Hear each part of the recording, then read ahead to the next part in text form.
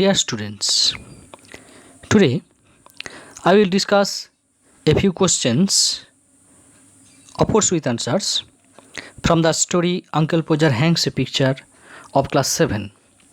প্রিয় ছাত্ররা, আজ আমি তোমাদের ক্লাস 7-এর uncle Podger hangs a picture এই গল্পটির কিছু প্রশ্নোত্তর নিয়ে আলোচনা করব। Activity A, choose the correct answers from the given alternatives. নিচে দেওয়া আছে যে অল্টারনেটিভসগুলো সেইগুলো থেকে সঠিক উত্তরগুলো তোমরা বেছে নেবে। Question 1, by that time he would have lost dash. ওই সময়ের মধ্যে তিনি হারিয়ে ফেলতেন। কি হারিয়ে ফেলতেন? Option 1 the hammer, option 2 the cord, option 3 the nail. সঠিক উত্তরটি কী হবে দেখো? সঠিক উত্তরটি হবে অপশান 1 দ্য হ্যামার। ঠিক আছে, next question number 2, then he would spring round the room looking for his dash. কিসের খোঁজে তিনি গোটা ঘরময় লাফিয়ে লাফিয়ে ঘুরে বেড়াতেন? এখানে তিনটে অপশান দেওয়া আছে দেখো, option 1 hammer, option 2 rule, option 3 handkerchief. সঠিক উত্তর কী হবে? সঠিক উত্তর হবে অপশান 3 হ্যান্ডকারচিপ। ঠিক আছে, next question number 3, the second thing that uncle Podger would drop was. দ্বিতীয় জিনিসটা যেটা আঙ্কেল পোজার হাত থেকে ড্রপ করতেন বা তার হাত থেকে পড়ে যেত, সেটা কী ছিল? Option 1 the hammer, option 2 the nail, option 3 the picture. সঠিক উত্তরটি কী হবে দেখো? সঠিক উত্তরটি হবে অপশান 2 দ্য নেল। ঠিক আছে, next question number 4, at the first blow he would smash his dash. প্রথম আঘাতেই তিনি তার থেঁতলিতেন কি? Option 1 little finger, option 2 ring finger, option 3 thumb. সঠিক উত্তর কী হবে দেখো? সঠিক উত্তর হবে অপশান 3 থাম্ব। ঠিক আছে, next activity B, write T for true and F for false statements and give supporting statement for your answer. স্টেটমেন্টগুলো ট্রু হলে টি লিখবে, ফলস হলে এফ লিখবে এবং প্রত্যেকটা উত্তরের জন্য সাপোর্টিং স্টেটমেন্ট দেবে। Question 1, the nail and the total hammer would go clean through the plaster. পেরেকটি এবং হাতুড়ির পুরো অংশটা প্লাস্টারের মধ্য দিয়ে ভিতরে ঢুকে যেত। এখানে এই যে স্টেটমেন্টটি, এই স্টেটমেন্টটি অ্যাকচুয়ালি হবে ফলস। ঠিক আছে, কেন না আমরা সাপোর্টিং স্টেটমেন্টটা দেখি, তাহলে বুঝতে পারবো। সাপোর্টিং স্টেটমেন্টটা দেখে নাও, the nail would go clean through the plaster and half the hammer after it. ঠিক আছে, এখানে লক্ষ্য করো, half the hammer after it, অর্থাৎ হাতুড়ির অর্ধেকটা অংশ ভিতরে গিয়েছিল, পুরোটা নয়। ঠিক আছে, next question number 2, the children would each find the mark in the same place. ছেলেমেয়েরা প্রত্যেকেই দাগটা খুঁজে পেত একই জায়গায়। ঠিক আছে, একই জায়গাতে দাগটা সবাই খুঁজে পেত।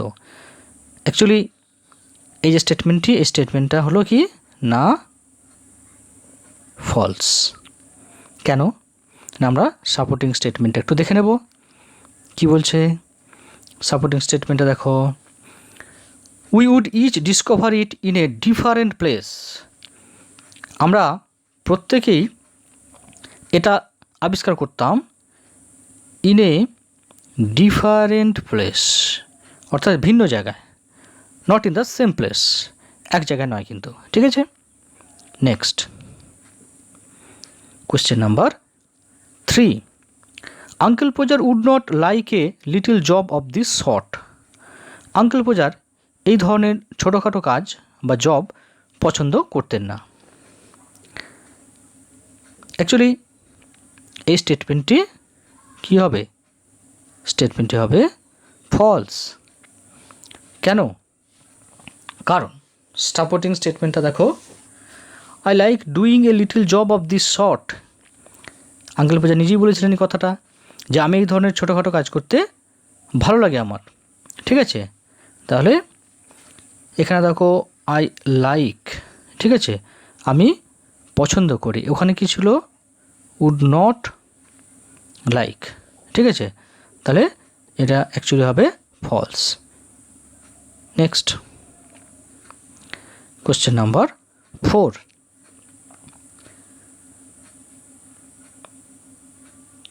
The picture would be finally up very safe. ছবিটা শেষমেশ বা অবশেষে টাঙানো হতো ভেরি সেফ, খুবই নিরাপদে বা নিরাপদভাবে। অ্যাকচুয়ালি এই যে স্টেটমেন্টটি, এই স্টেটমেন্টটি হবে ফলস। কেন? সাপোর্টিং স্টেটমেন্টটা দেখে নাও, the picture would be up very crooked and insecure, অর্থাৎ ছবিটা টাঙানো হতো শেষমেশ কীভাবে না? ভেরি ক্রুকড অ্যান্ড ইনসিকিওর, অর্থাৎ খুবই ক্রুকড মানে হচ্ছে বাঁকাভাবে ছবিটা ঠিকঠাক থাকতো না, এবং insecure, mark the word insecure, অর্থাৎ অসুরক্ষিতভাবে থাকতো, অর্থাৎ ছবিটা কিন্তু সেফ ছিল না। তো এটা ফলস। নেক্সট আমরা চলে আসছি activity C, complete the following sentences with information from the text. Text থেকে ইনফরমেশান বা তথ্য নিয়ে আমরা এই সেন্টেন্সগুলোকে কমপ্লিট করব।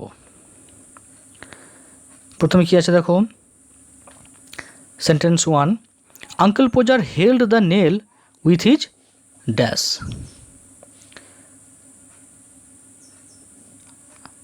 আর কি আছে? Question number 2, he would drop the hammer with a yell. Next কি আছে?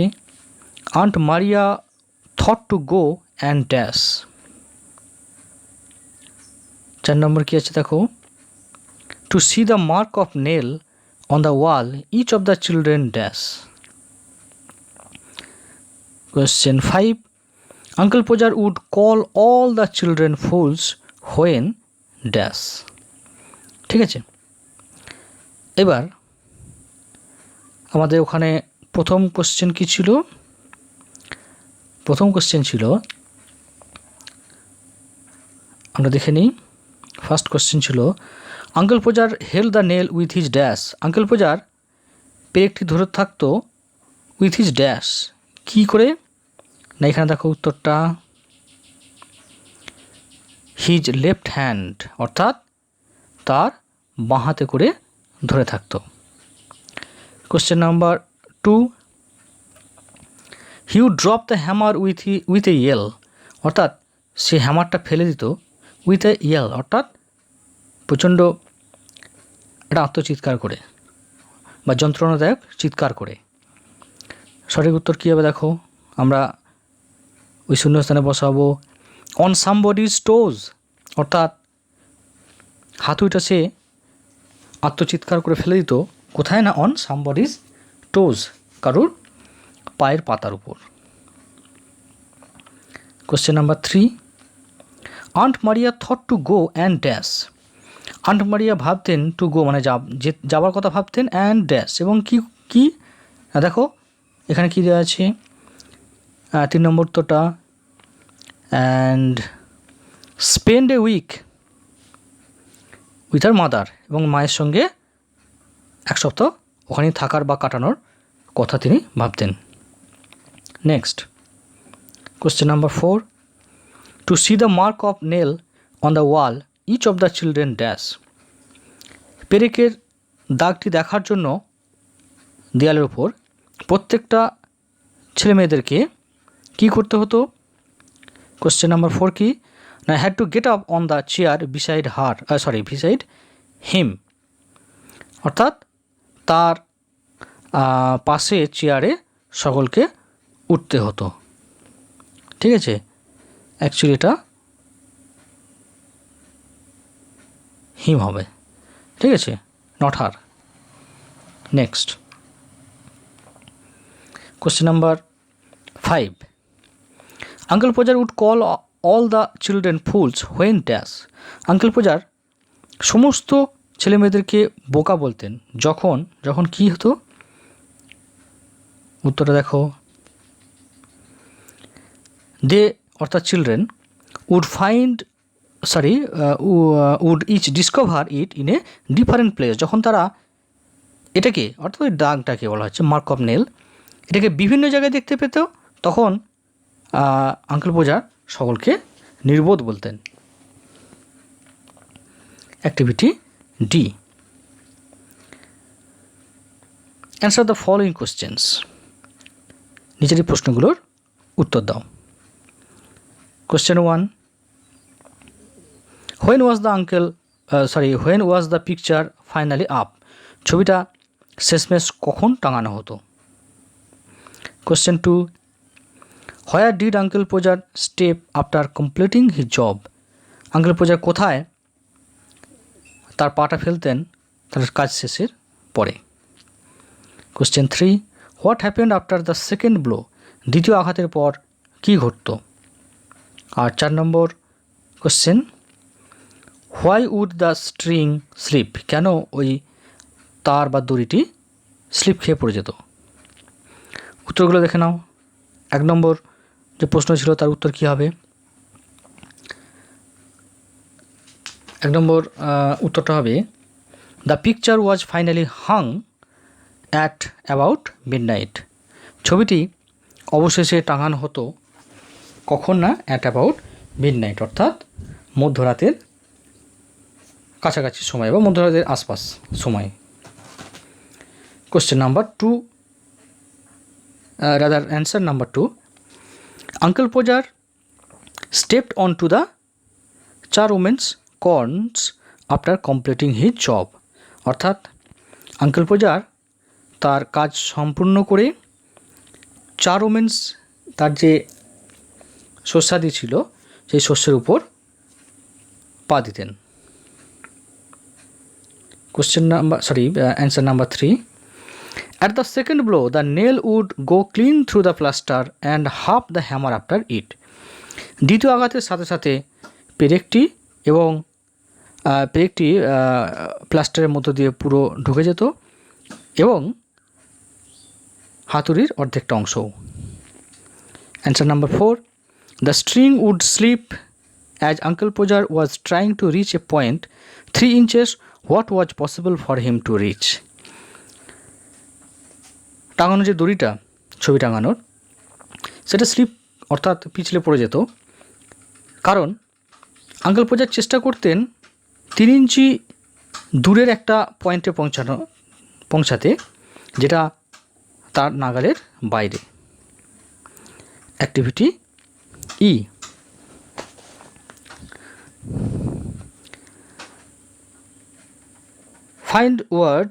Find out the opposites of the following words from the text. Text থেকে অপোজিট বা বিপরীত শব্দগুলো খুঁজে বের করো। 1 নম্বর কী আছে? স্ট্রেট। 2 নম্বর কী আছে? দেখো, ইম্পসিবল। 3 নম্বর আছে ডার্টি। 4 নম্বর আছে ওল্ড। 5 নম্বর আছে ফুল। আমরা উত্তরগুলো একটু দেখে নেব। প্রথম কি আছে? স্ট্রেট। ঠিক আছে, স্ট্রেট এর অপোজিট ওয়ার্ড কী হবে? আমরা যেটা টেক্সট থেকে পাবো সেটা হচ্ছে ক্রুকড।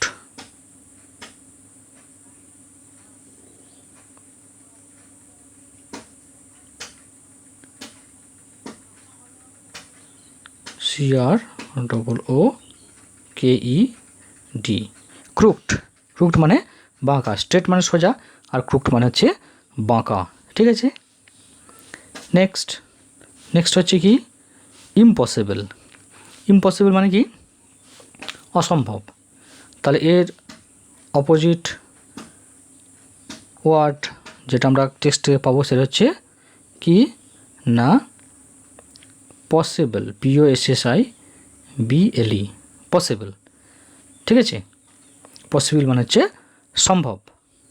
নেক্সট 3 নম্বর কোশ্চেন অ্যাকচুয়ালি রয়েছে ডার্টি। ডার্টি মানে কি নোংরা। আমরা টেক্সট থেকে একটি অপোজিট ওয়ার্ড পাবো যেটি হলো CLEAN, ক্লিন। ঠিক আছে, ক্লিন মানে পরিষ্কার পরিচ্ছন্ন। Next old. ওল্ড মানে তোমরা জানো, ওল্ড মানে হচ্ছে পুরাতন। আমরা টেক্সট থেকে যে ওয়ার্ডটি পাবো সেটি হচ্ছে কি দেখো নিউ। ঠিক আছে, নেক্সট ফুল।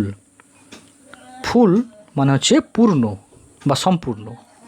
আমরা টেক্সট থেকে যে অপোজিট ওয়ার্ডটি পাবো সেটা হলো HALF, হাফ। ঠিক আছে, হাফ মানে অর্ধেক। বেশ, অ্যাক্টিভিটি F,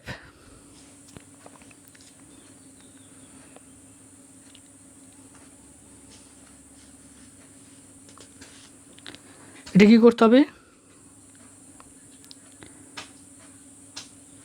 এগুলোকে